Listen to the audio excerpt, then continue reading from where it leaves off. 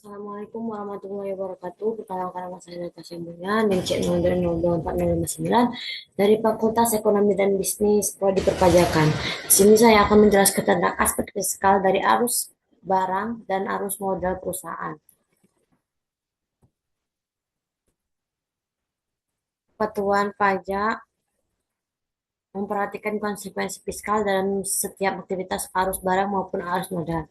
Arus barang meliputi aktivitas pembelian, produksi, hingga penjualan terutama yang melibatkan instansi pemerintahan atau industri strategis. Arus modal pergerakan dana terkait investasi pembiayaan dan diskusi laba seperti dividen, bunga, dan royalti. Mekanisme fiskal pemerintah menggunakan PPh pasal 23 dan 24 22 dan 23 untuk menarik pajak di muka melalui pihak ketiga guna mengurangi potensi penghindaran pajak. PPh pasal 22 penjualan kepada bandara pemerintah. Pemungutan bandara pemerintah bertindak sebagai pemungut pajak atas transaksi pembelian barang.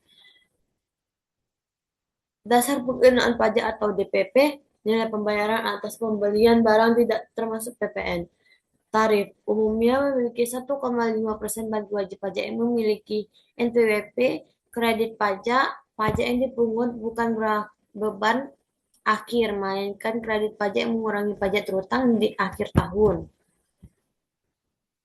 PPh pasal 22 penjualan kepada bendahara pemerintah.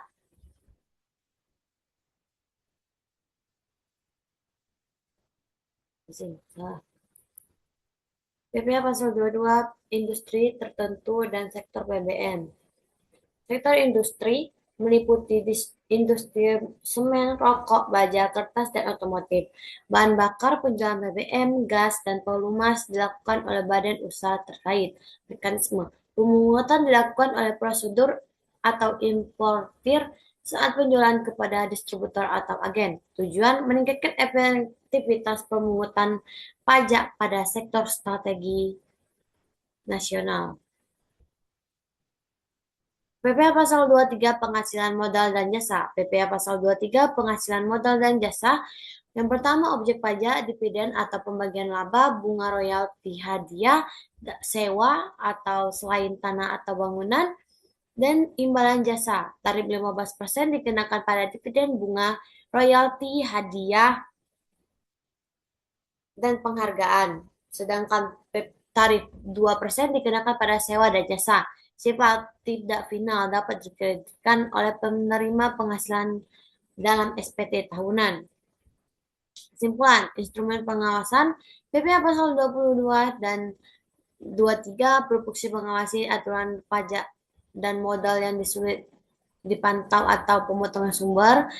Yang kedua, pembayaran di muka. Kedua, pajak ini umumnya bersifat tidak final menjadi mengurangi pajak dan akhir tahun.